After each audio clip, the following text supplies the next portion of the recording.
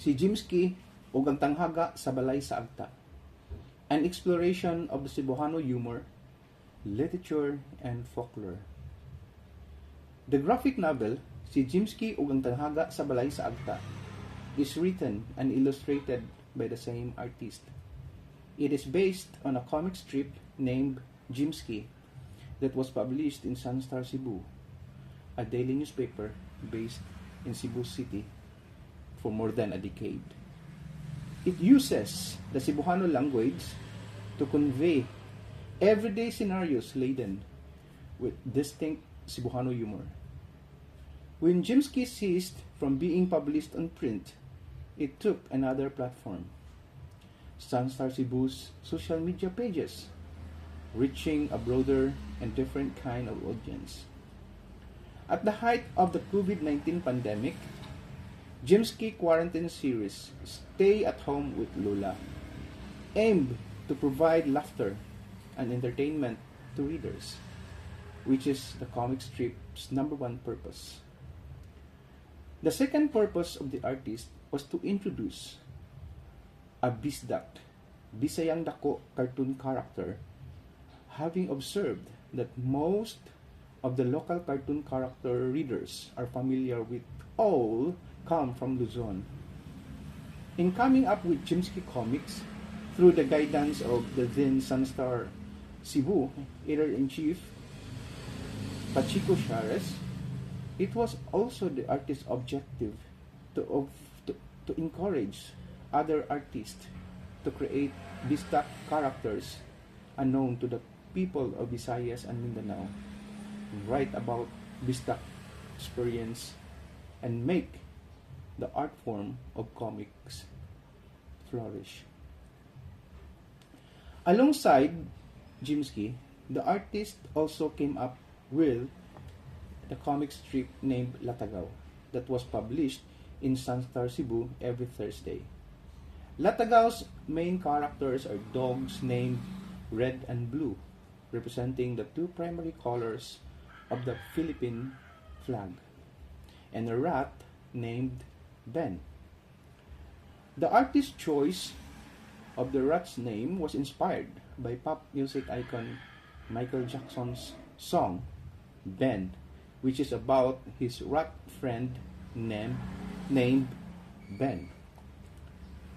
Throughout the comic strip's entire run, the characters of Jimsky would find themselves in Latagaw, while others in Latagaw would also appear in Jimsky from time to time. After Jimsky and Latagaw left Sunstar Incorporated, the artist continued to create new material for the two comic strips, posting them on their respective social pages on Facebook and Instagram. However, because of the limitations of the comic strip format, bound by just 1 to 4 frames, the artist felt the need to expand the narrative further. He didn't want to be limited by just a naughty joke or punchline or a short quip that makes readers think. Thus, he thought of creating more dimensional characters through story in a graphic novel form that will delve deeper into the stories and experiences of each character. With a graphic novel, the characters can be made whole and more interesting, as readers will have a better understanding of their history, characteristics, and how each of them will evolve. Thus, from Jimsky Komiks, the graphic novel, Si Jimsky ug ang tanghaga sa balay sa agta was born. It revolves around the relationship between the relationship and the funny experiences of its three main characters, friends, Joy and Jimsky, and Jimsky's grandmother Elsa. The artist based most of the characters on people he knows or interacts with, friends, acquaintances, and political personalities that figure prominently in the media. There are also characters from local folklore, including Maria Cacao, the Agta, a dark-skinned giant that lives in trees and loves to smoke, Sigbin, a hornless goat that sucks the blood from its victims, and gods from Visayan mythology, such as Kaptan, the god of all gods. For part 1 of the graphic novel, the setting of the story is in different areas of Cebu City, such as Don Pedro Cui Street, Ramos Market, Honquera Street, and Fuente Osmeña.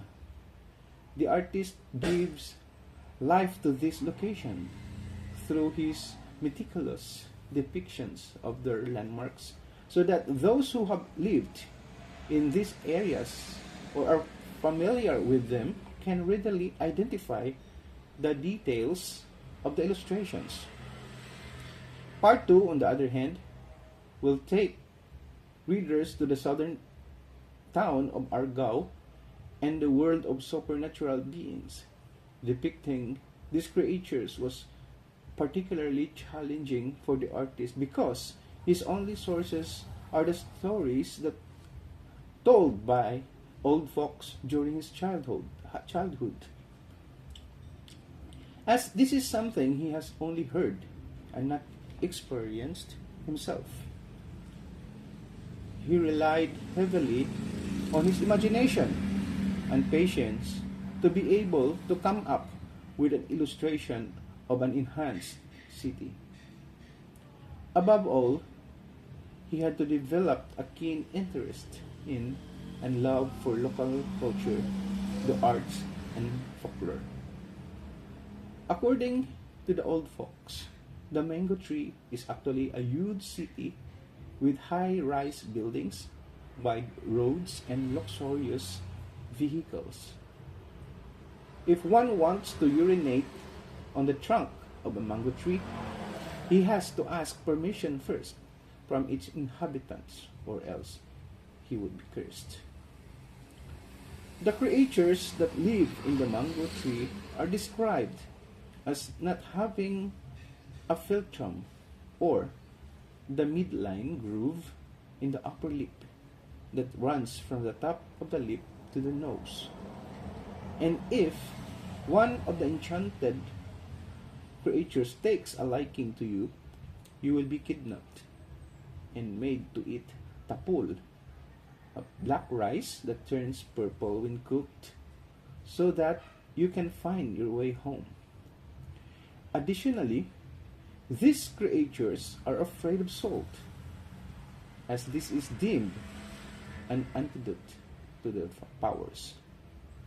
The most enchanting thing, however, is that no matter which part of the country you are in, the narrative and details about these creatures are similar, something that unfortunately has not been written about in books or published in other media that could have been read by the next generation. While the initial objective of the artist in writing and illustrating this graphic novel was to make readers laugh,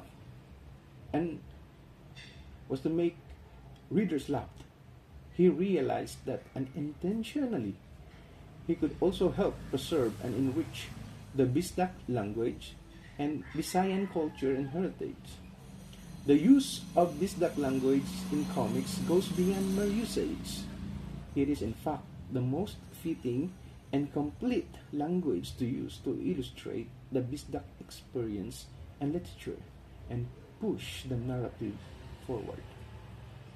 It has also become the artist's objective to use characters of local folklore so that they would not be forgotten through time.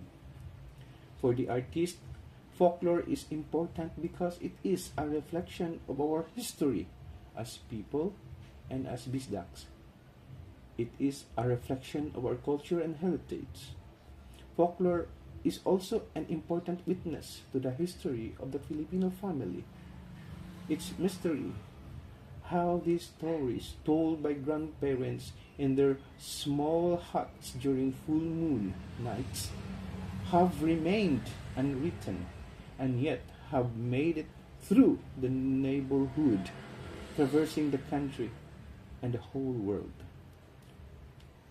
It is intentional on the part of the artist to employ supernatural elements alongside the contemporary human narrative to make the story more relatable to the new generation. The images and the details are objects that they can hold in their hands from their own actual experience. Aside from folklore, the artist also throws, throws in Bisdak humor to the mix. It is Bisdak because the hilarious scenarios are called from one's surroundings. While it is not difficult to look for humor in everyday Bisdak situations, this does not mean creating a comic strip is easy. The challenge is to sift through the details and determine what adds to the humor and what is unnecessary and only muddles the punchline. On the technical aspect, there are the use of minimal strokes can already form the cartoon. The same technique can capture the spontaneity of the cartoon's movement so that the message is effectively relayed. Therefore, it is important for the cartoonist to master precision and accuracy of lines. There are also instances when the use of cross-hatching or line shading is essential to establish dark mode, values, perspective, and depth. In comic strips, the lines tell the story. The smaller the letters used, the better. In comic strips, visual language is the foremost instrument in getting one's message across. Drawing human gestures and facial expressions gives the readers an idea of what the character is doing, feeling, or going through. Drawing elements or background objects is important in giving milieu and perspective to the illustration and puts context to the setting of what is happening to the character. Still, nothing beats the significance of textual language in making the message clear. This is especially important when the artist has to put on a talk balloon to the readers to let readers know what the character is thinking or talking about. This is also useful when labeling a place and when some narratives need to be explained. Let's go back to the Bisdak's fondness for ribbing or making fun of one another. You're not into ridiculing others in playful manner. If you're not into ridiculing others in playful manner, then you're probably not Bisdak. If making you laugh becomes a chore, then maybe you're not Bisdak. But they say that Bisdaks also easily get offended when made fun of. In other words, the Bisdak experience is already cartoonish as it is. Wherever you go, in street corners or even the most quiet places, chances are you'll encounter people throwing playful insults at one another. This is the reason why in whatever form of Bisdak literature or the arts, humor will always, most likely, an integral part of it. Maybe nature has gifted Bisdaks with being marites, love seeker, because they can easily find humor or something to smile about even in serious or tragic situations, such as during calamities like floods, typhoons, and fires, or the COVID-19 pandemic. It is natural for the Bisdak to keep smiling, Even when performing menial tasks such as washing plates or doing laundry, you'd see Bisdak smiling to himself.